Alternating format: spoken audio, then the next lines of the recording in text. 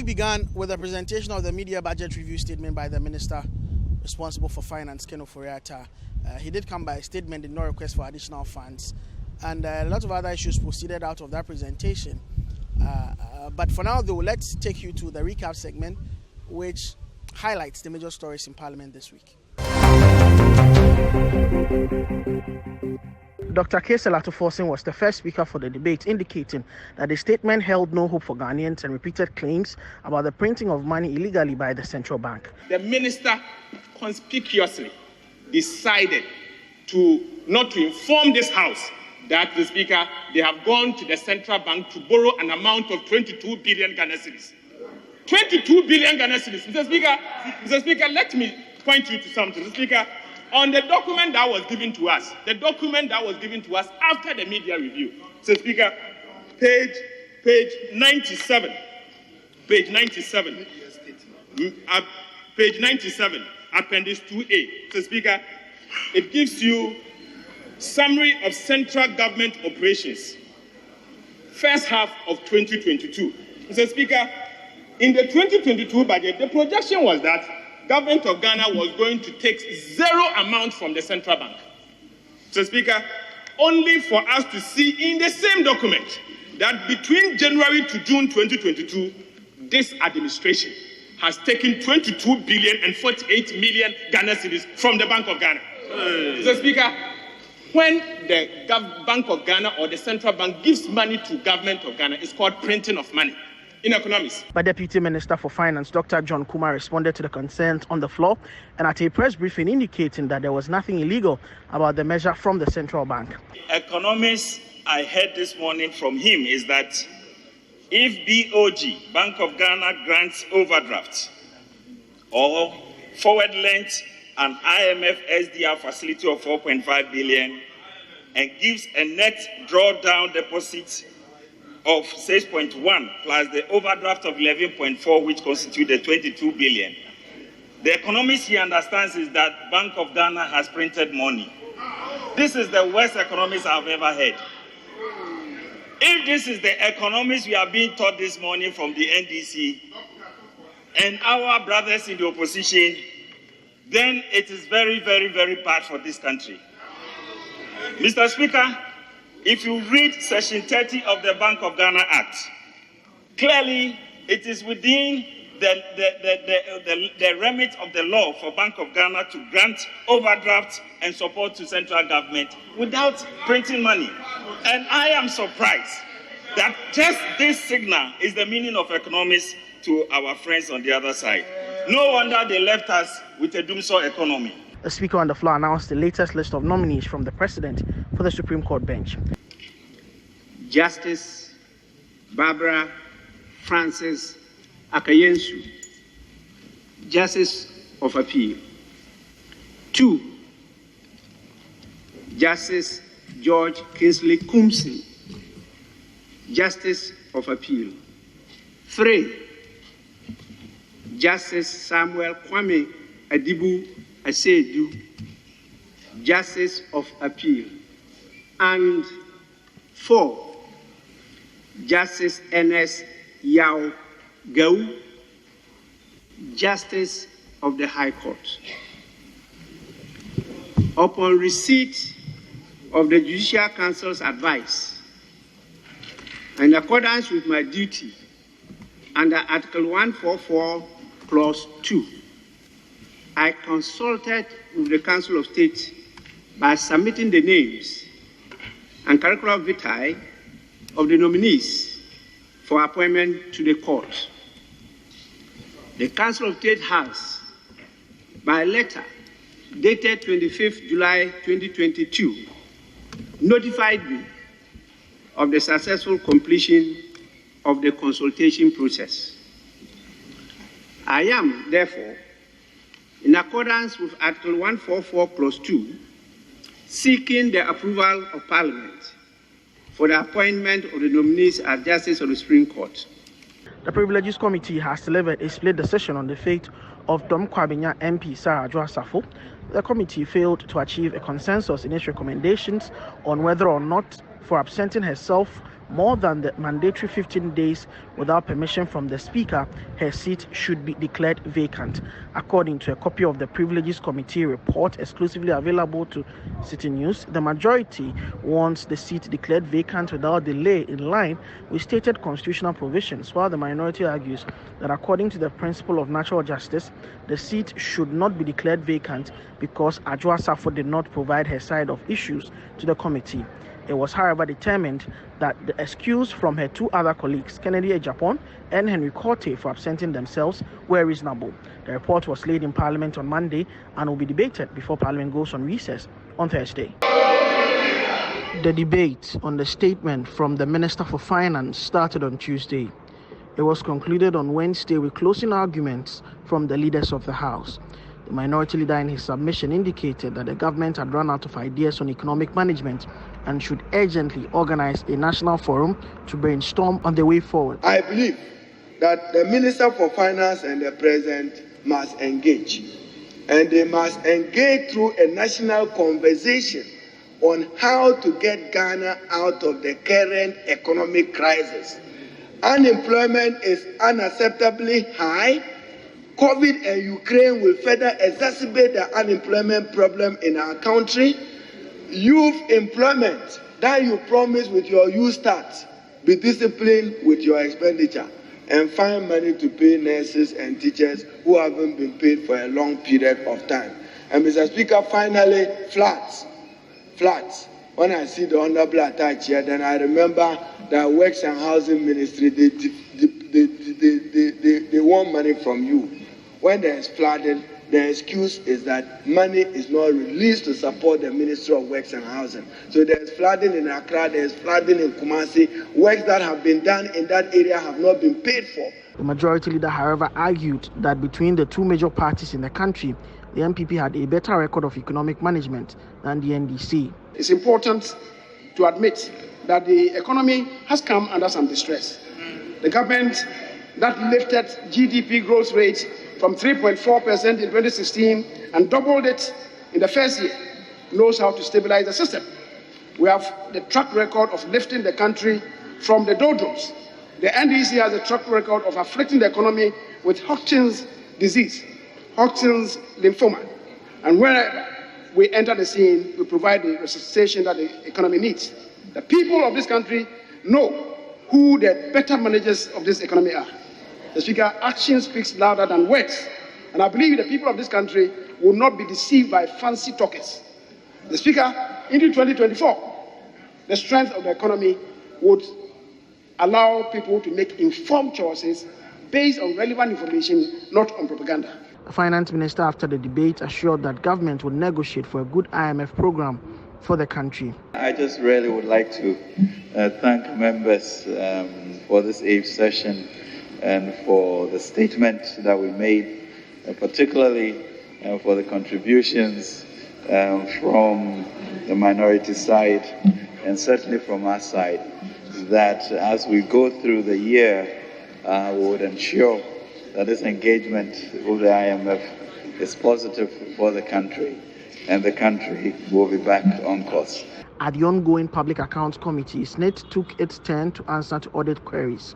The MD of SNIT engaged the media after the hearings and spelled out what his outfit had done so far to deal with ghost pensioners on its books. In fact, since we started this exercise in 2018, we have withheld some over 320 million odd Ghana cedis that would have gone to pensioners who may have died after they have exhausted their guaranteed pension entitlement.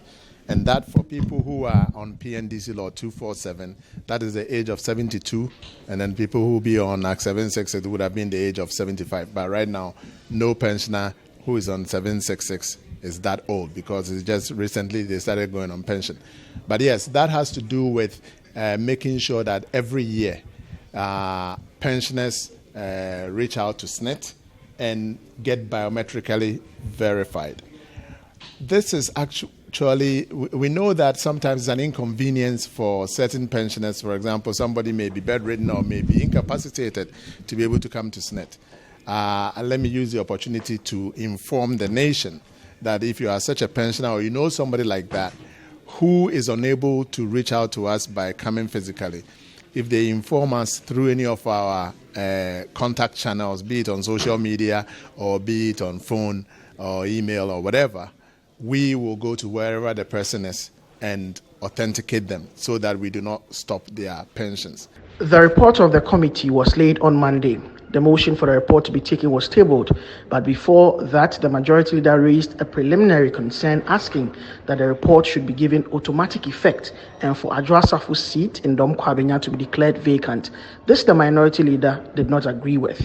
He advanced arguments against that position. I've already found out that the maximum period the Speaker could allow a member of Parliament to absent himself from Parliament is 15 days. It is unacceptable for Parliament to grant a leave of absence longer than envisaged under Article 97(1)(c) of the Constitution and the Standing Orders of Parliament. I find that it was unlawful for Parliament to grant the Honourable Member of Parliament indefinite leave of absence. So whatever we are doing today, Mr. Speaker, I'm saying let's be guided by the 1992 Constitution, our standing orders, and the precedent. Mr. Speaker, my disappointment is President Nana Addo Dankwa. Even this, he should fire the minister. If you are a minister and you are not at post for long, which one must precede what? No. But this Parliament, as I've said, Mr. Speaker, there is no way in this Constitution how a member of Parliament can be removed. Maybe we'll go to the provisions on how the Speaker is removed and learn from it, but it's for good reason. You don't take, you can take decisions yesterday. I'm saying, Mr. Speaker, I'm surprised that Nana Addo Dankwa is not showing wit and will in dismissing the absentee minister. Why will you be keeping an absentee minister and thinking that you find comfort in Parliament dismissing and declaring the seat vacant? So, Mr. Speaker, let the leader come clear and we'll know his intentions and we'll fight his intentions. The majority leader after that reinforced his view. Committees of this House have the authority in these three specific areas to carry on what is required of them, the authority that they have been clothed in by the Constitution. So my colleague is totally out of sorts, with the greatest respect to him. He's my friend, and he sounded that he was going to use hard language. Mr. Speaker, I believe I've restrained myself in not using hard language. I've been very circumspect, but I believe that I'm right. He's totally wrong. So, Mr. Speaker, the point I'm making is that this motion ought not to have been listed for the House to approve of the report of the Privileges Committee. That is totally an absurdity. That is it. So, Mr. Speaker, that is the legal position. And I challenge him to use the Constitution to disprove what I'm saying. Mr. Speaker, he quoted the standing orders. I will suggest to him that, yes, the standing orders is supposed to be a product of the Constitution. But between the standing orders and the Constitution takes precedence. We should know that. The Speaker, after hearing from two other MPs, took a break and returned with his verdict. The committee has to demonstrate to this House that the person was given the opportunity to exercise reasonable explanation, and the person did not provide reasonable explanation. Now, this House has to be transparent. We need to debate it. We need to assess it. So if the report is not to this House for us to consider, to debate, to interrogate, even, Mr. Speaker, if we're not even going to vote on it, at least we must debate it and examine the reasonableness of the conclusion of the committee. It cannot be that the committee will just meet and then make a recommendation to the Speaker. It doesn't say so. It doesn't say a recommendation to the Speaker. It says the committee concludes that the person is unable to provide reasonable explanation to the committee. So, Mr. Speaker, we plead that let's follow our own standing orders, which says that a report of the committee must come to us, a recommendation should be made to us, and if a recommendation is made to us, naturally, we must take a decision on the recommendation. Mr. Speaker, on that note, I will urge you to reject his application before you, that a business that you have endorsed and which has been captured on the order paper should be struck out. Mr. Speaker, we urge you to reject the application of the majority leader on this matter. Thank you. The solution for the issue, Mr. Speaker, that is arisen lies in your interpretation of the sea. So all these debates, Mr. Speaker, wouldn't arise. And it's this, Mr. Speaker, it says this, that the Speaker, if the person is absent without permission in writing, the Speaker, writing of the Speaker, and he is unable to offer explanation to the Parliamentary Committee on Privileges from 15 sittings of the meeting of Parliament. Mr. Speaker, it would appear to me to say that as soon as that critical landmark is hit, the matter resides in the Parliamentary Committee of Privileges. Mr. Speaker, so it is for you really, Mr. Speaker, as far as my understanding is concerned, this matter, to look critically at this.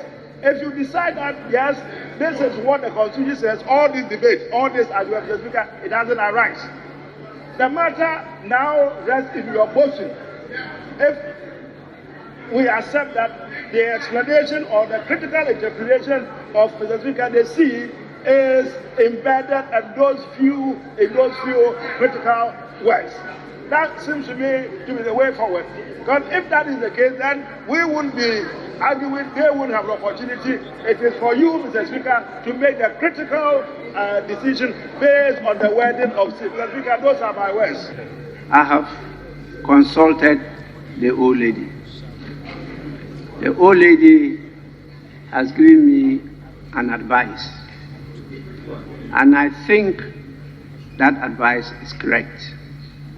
Because the issue raised by the majority leader is both of substantive and procedural law. And I need time to submit to this House a reasoned written ruling. I cannot, in the haste of today, give you the ruling. In the circumstances, I will urge this House for us to call it a day. And on return, I will deliver the written ruling. In a similar development, civil society group Odikro is calling on the House to declare the seats of 33 MPs vacant for also breaching the rule on absenteeism. Still in the House, the minority accused BOST of constructing a twin-tower edifice at an inflated cost of $78 million as against the initial figure of $39 million. We continue to monitor and prevent the looting and plundering of scarce resources of this nation. This is a time government has been crying and complaining that it cannot even get money to pay salaries.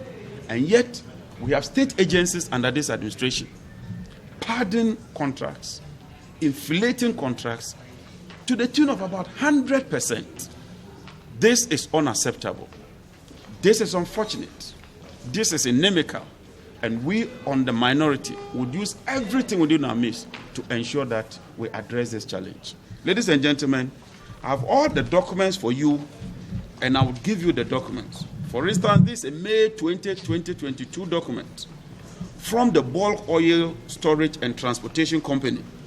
They applied to PPA for a contract of $24 million. It's stated here, $24 million. The PPA then responded and approved $39 million. How come? The boss has done his own assessment, interacted with the consultant, decided that it should be $24 million, only for the approval to turn out to be $39 million. If this is not a scandal, what else is it? But MP for Doma East contends that the minority's claim is false. Which document is my brother John Jinapo speaking to? That is $78 million. This morning, we've seen tracking, and they were saying what? They are saying they will continue to be vigilant. Were you vigilant in 2015 when we lost $475 million at Bost? Were they vigilant? Clearly, ladies and gentlemen, whatever honorable ranking member, the member of parliament and the senior member, of course, said this morning is totally unacceptable and it's palpable false. You can verify, and I've given you reference to every document that I've stated here, that Boss is undertaking a single block project which cost $23.5 million. And then maybe I have a calculator here. Somebody can put in 23 times 2. If it gives us 78. I don't know if we are arithmetically too, we are having challenges in there.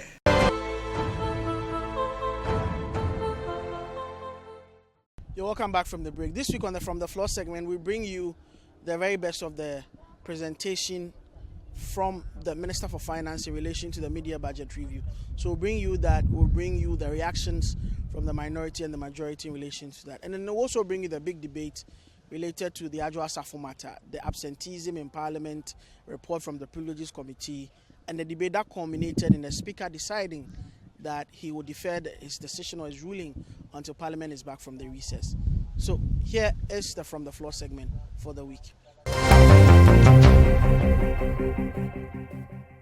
The minister presented a statement to the House instead of a motion and indicated that he would not be seeking additional funds from Parliament. He touched on the country's return to the International Monetary Fund for a program.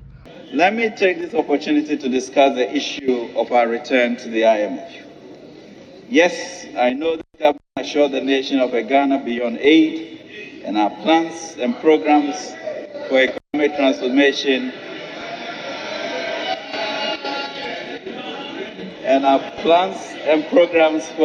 transformation have been designed to achieve just that. And indeed, I did say that Ghana would not embark on an IMF program. We did not just say it, we also took measures towards the attainment of that objective, including the passage of the Fiscal Responsibility Act and instituting a number of irreversibility measures, and also launching the Ghana Cares Obatampa program for economic revitalization and transformation. Unfortunately, unprecedented global developments, Mr. Speaker, over the past 2 years, especially in these last 6 months, have really and truly disrupted our efforts. He also announced the revenue measures that will show up the government's efforts to revive the economy. The following revenue measures will be pursued in the remaining half of the year. EVAT, the digitalization of our revenue mobilization processes remains a key focus. Therefore, the GRA is finalizing all relevant processes to facilitate the effective collection of VAT revenue. This includes a proposed amendment of the Value Added Tax Act 870 to enable its electronic collection effective 1st October 2022. Property rates. It's fundamentally important that together with the Ministry of Local Government, we continue to assist and support the assemblies, not only to expand their revenue base, but to do so with optimal efficiency and effectiveness. Therefore, the collective efforts of the local government, the assemblies, and the GRA in launching an end-to-end digitized process will be realized in August. Extension of waiver of interest and penalty to December 2022, and introduction of upfront payment of VAT on importers not registered for VAT with implementation start date of 1st October 2022.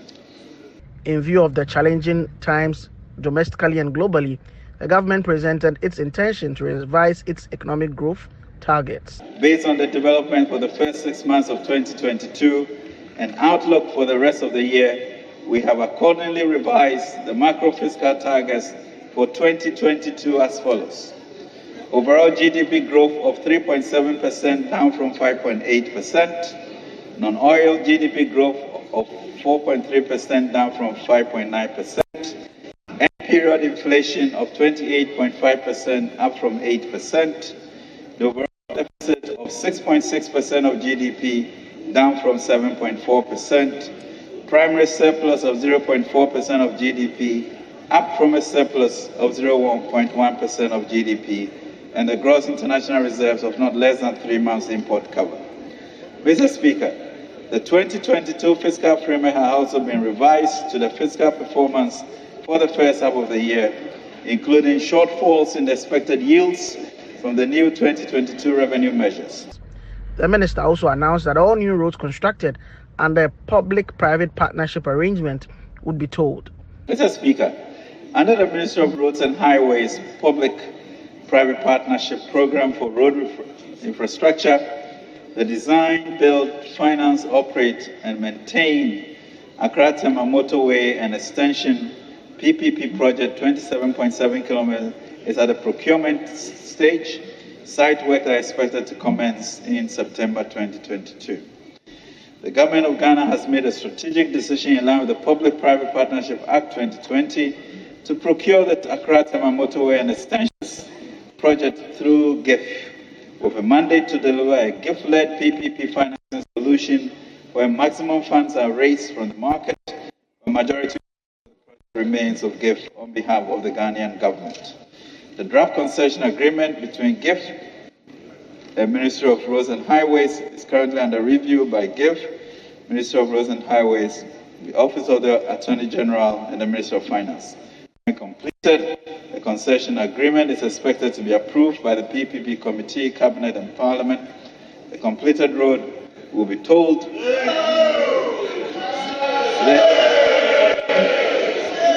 After the presentation, there were the usual points of approval and dismay, depending on the side of the aisle that the spotlight fell on. Resign! Resign! Resign! Resign! Resign! Resign! Resign! Resign! Resign! Resign! Resign! Resign!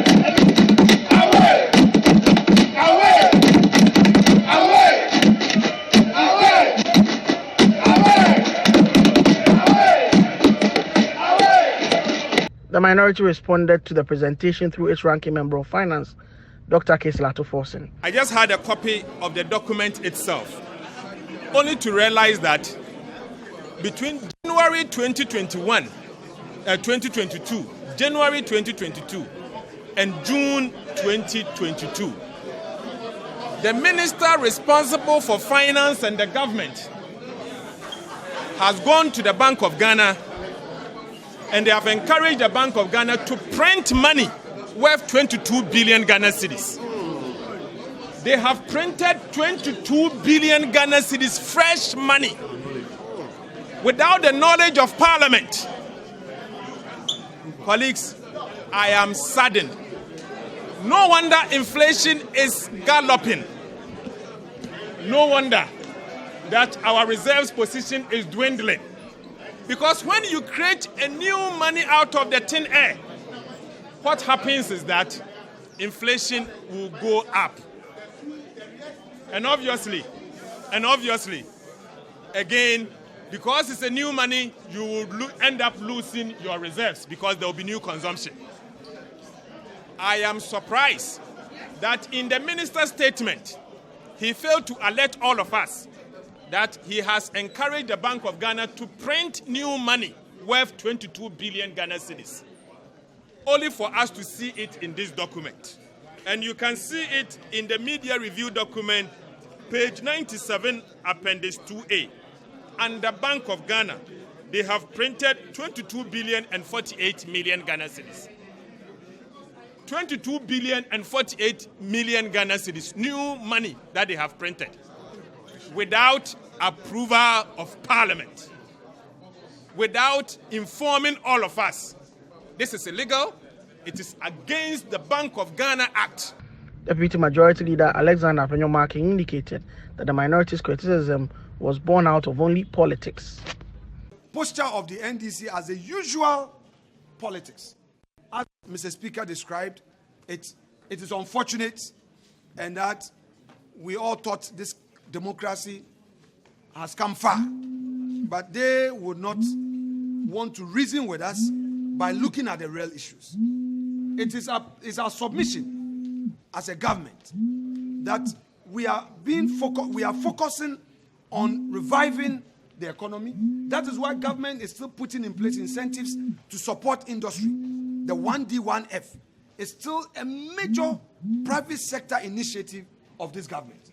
That if we are able to industrialize, Ghana will be beyond aid, and that government is focused on. Let me touch on free SHS. We would, for the umpteenth time, at the risk of being repetitive, re-echo the fact that many of our young girls and boys were left out because their parents or guardians could not afford secondary education. I stand here as a member of Parliament. It was by luck and the grace of God that took me through secondary education. If I was not that lucky, if the grace was not sufficient at that time, between 1995 and 1997, I would have dropped out. In my final year at St. Augustine's, it took the bursary of Parkway Syndrome, which bursary I won, that got me to register and pay my final year fees. Can we talk about the many more Ghanaians, then and now, who were in my situation and did not get any help?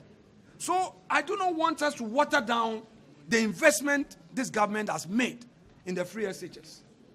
It is a major investment. Millions of Ghanaians are benefiting. And today, somebody from the hinterland can have access to first-class school. This, I believe, we must sustain. And government is saying that it is not giving up on it.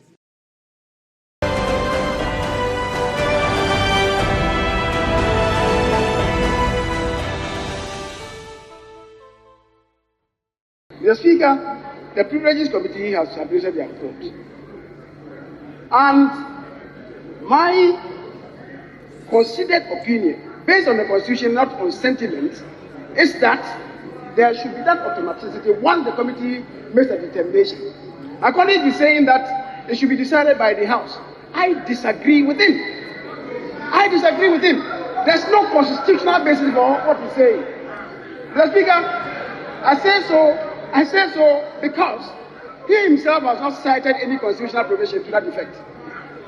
He is speaking to his sentiments, which has no relevance as far as this matter is concerned.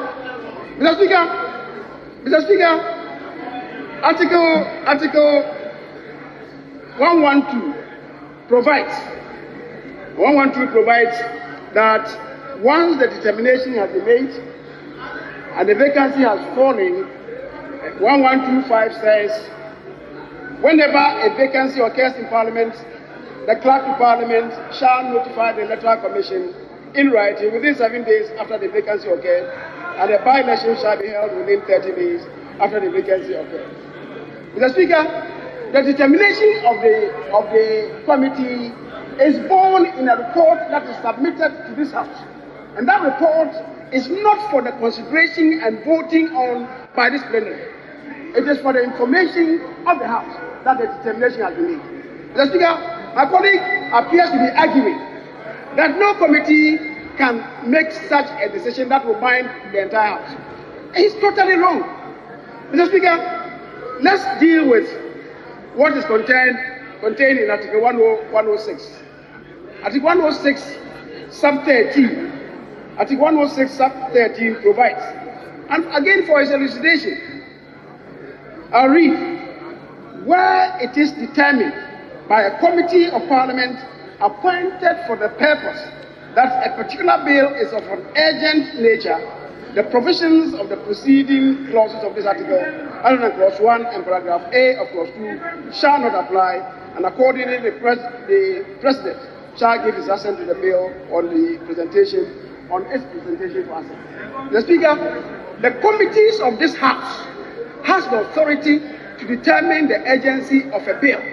Once they make a determination, it binds all of us. Plenary has no business in this. People should understand that. So this is not the first time a committee is authorized to make a declaration on behalf of the House. Again, Mr. Speaker, let the minority leader address his mind to Article 177 of this Constitution, which provides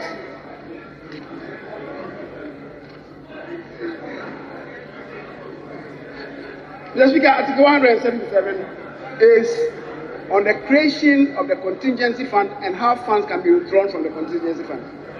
It provides there shall be paid into the contingency fund monies voted for the purpose by Parliament, and advances may be made from that fund which are authorized by the committee, not Parliament, authorized by the committee responsible for financial measures in Parliament, whenever the committee is satisfied that there has arisen an urgent or unforeseen need for expenditure for which no other provision exists to meet the need.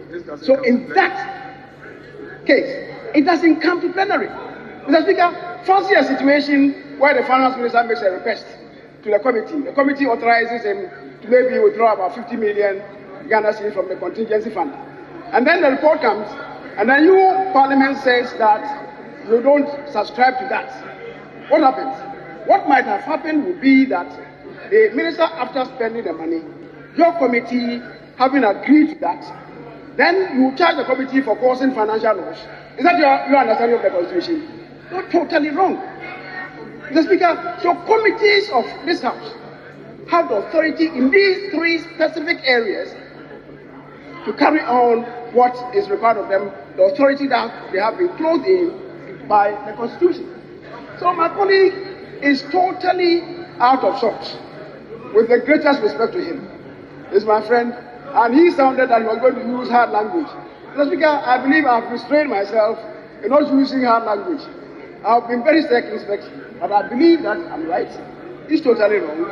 So, Mr. Speaker, the point I'm making is that this motion ought not to have been listed for the House to approve of the report of the Privileges Committee. That is totally an absurdity. That is it.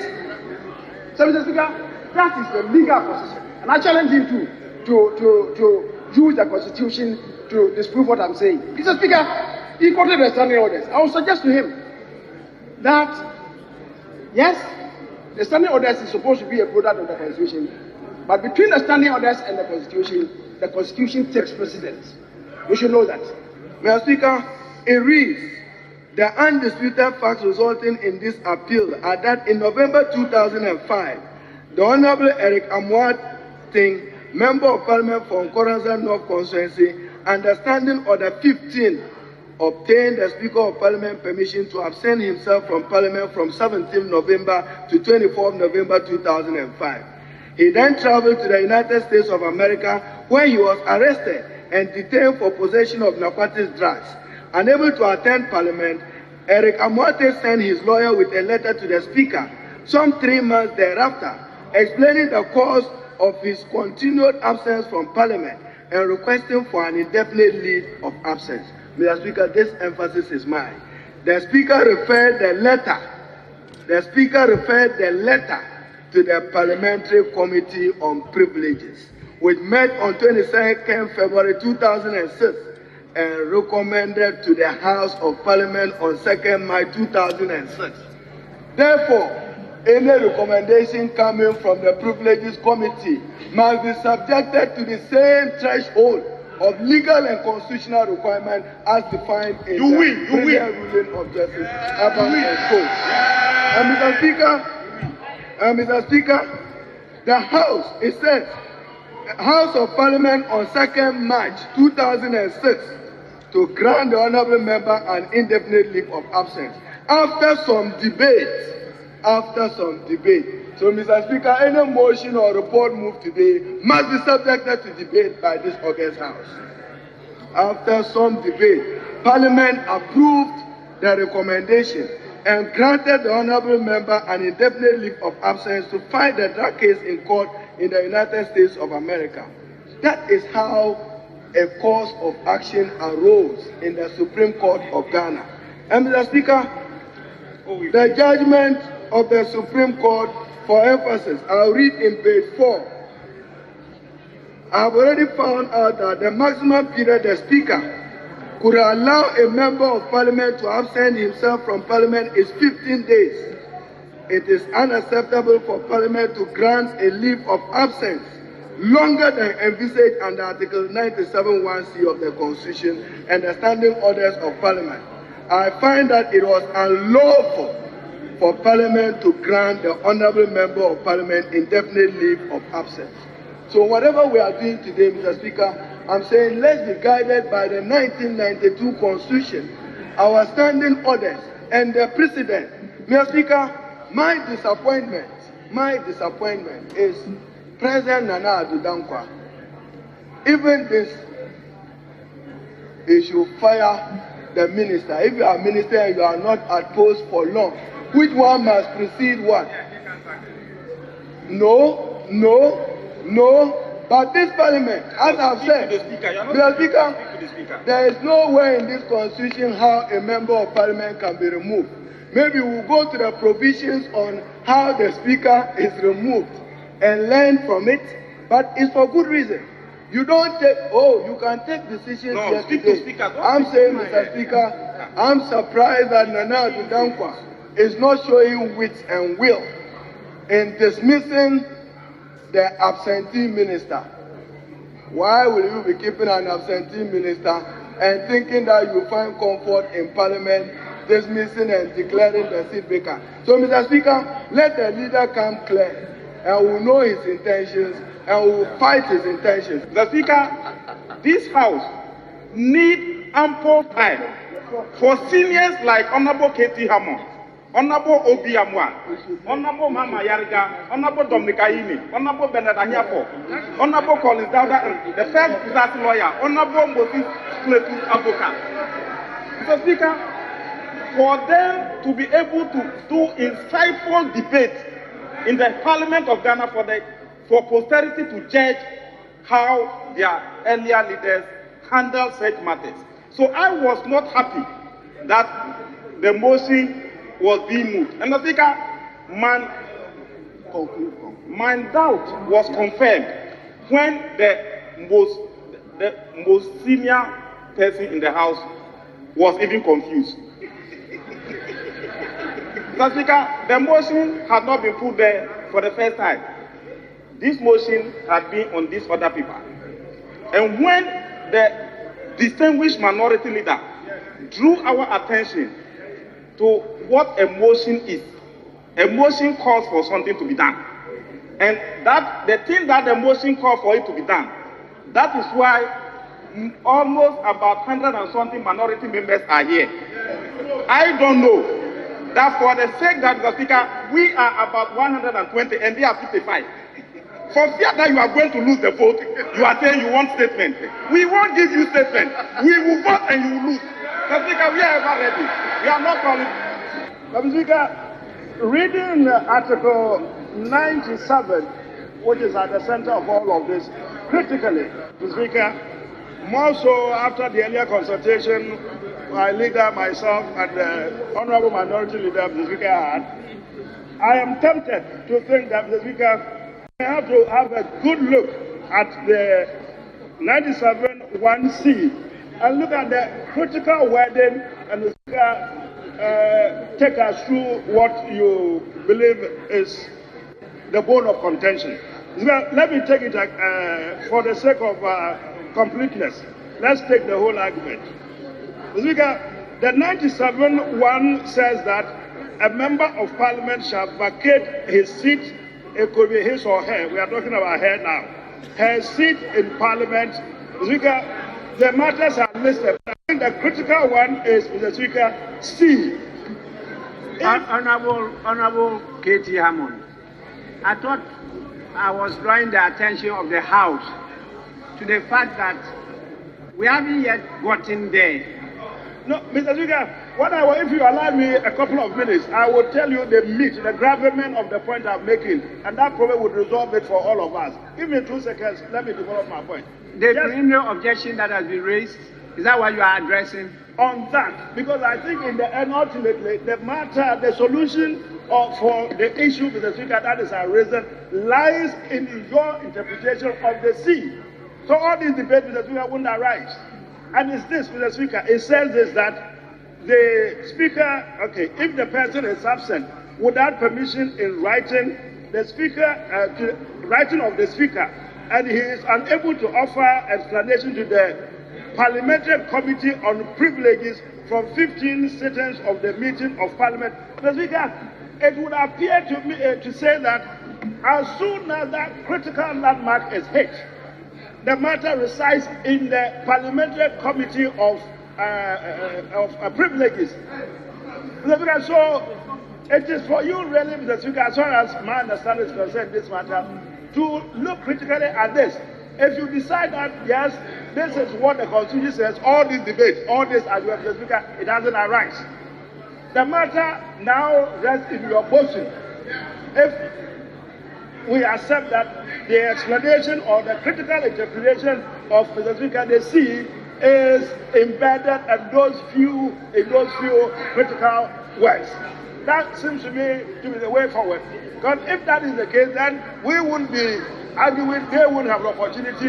It is for you, Mr. Speaker, to make the critical decision based on the wording of C. Mr. Speaker, those are my words.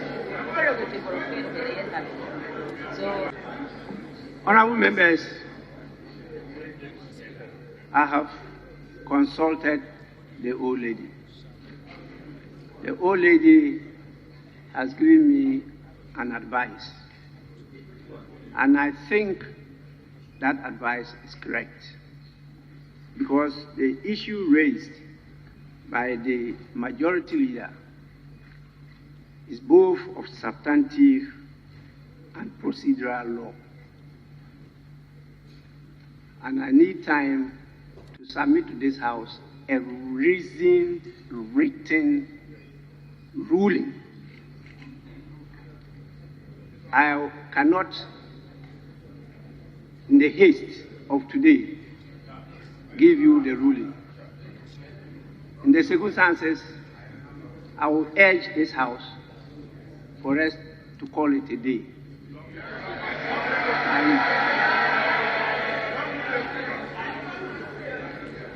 On return, I will deliver the written ruling.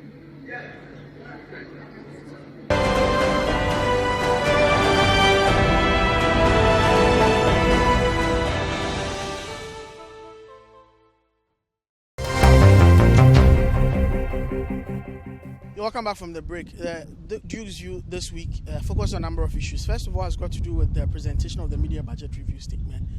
Well, there was disagreement about the procedure with which the minister came, whether he should have done a statement, whether he should have come by a motion, and all of that. Really, that's, for us, is immaterial. The most important thing is that the presentation was done. He didn't request for additional money. He said government was going to work within its means.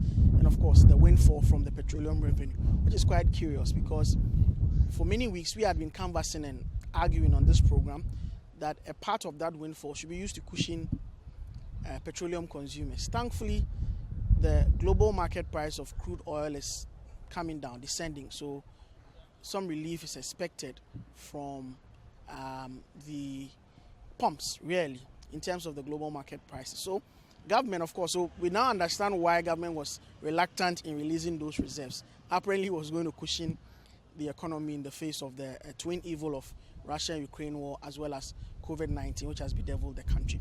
On the IMF, we have shared different opinion, or we've shared opinions on this program as to what government should be looking out for in terms of its negotiation. The fact that it should be an opportunity for government to put in place far-reaching measures that would change the structure of our economy. Professor Michael Quay last week made a very wonderful suggestion, which I agree with him, that it should be a platform for us to put in place our import substitution strategy. There's no way we should be importing essentials when they can be produced here. He spoke about noodles. That is just flour that has been made in a different way that we all like. That can be produced here. Government should empower people.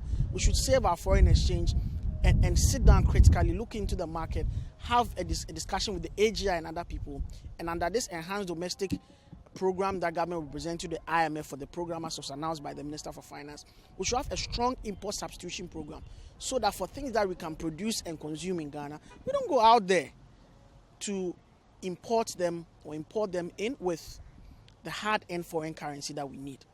And then on the vexed issue of the alleged printing of 22 billion Ghana cedis by the central bank. The central bank, of course, issued a statement. There's been this back and forth. I think that to resolve this issue, really, the central bank needs to come to Parliament, have a meeting with the Ministry of Finance, not Ministry of Finance, the Finance Committee, and explain issues to them and really lay bare the facts. Because it's essentially a tug of war. And once the politics becomes a part of it, the truth diminishes and the truth gets hidden in all of the politicking. But this is a serious matter that requires some level of attention. I was disappointed that the Minister for Finance did not mention how much has been raked in so far with the e-levy, especially with the presentation. I'm here to go through the entire budget, the full document. Maybe it's somewhere in there. But I thought that for an important issue like the e-levy, how much has raked in should have been mentioned really to members of Parliament. On the Adwoa Safo matter, I think the Speaker's decision is wise, it's sound. From now to October, when the House comes back from recess, there's quite a lot that can be done for Adwoa Safo to salvage her seat. He can decide to go to High Court and all of that. But by the operation of law, by Article 97(1)(c), it's obvious that, the seat shall be declared vacant. That's what the Constitution says. But embedded in there is the test of reasonability, which is why the minorities basing their argument on that she didn't have a fair hearing. So we can't really conclude and say her seat should be declared vacant. The president has already revoked the appointment. I think for a fine brain and a fine political material like Adwoa Safo, shouldn't have let these events before her. When one's family was becoming much more important, she should have followed the lead of Otiko Jaba, who decided not to take up an ambassadorial role and resigned instead. That would have helped until your children are back in good shape and to the point that you can come back into public life. Because on the basis of family, you cannot deny. The last time Adwoa Safo was in Parliament was in November, and we are entering August. That's over 8 months. No representation, gender ministry lying fallow, still being paid by the taxpayers' money. I think it's important, but this is novel, and would await what the Speaker will say when Parliament comes back in October, God willing. And that's how I wrap up this week's edition of The Chamber right here on City TV. It's been a massive production all through the second meeting of Parliament, and a special thank you to the entire team, the production team. Yes, my name is Luke Pensopok. We are signing off for this meeting. Next week, the Chamber will be back. But it wouldn't be as you know it. It won't be the Parliamentary News Magazine program. This time around, we'll start our session with former members of Parliament talking to us about the experiences in the House and what they think about current and trending national issues. Keep watching City TV.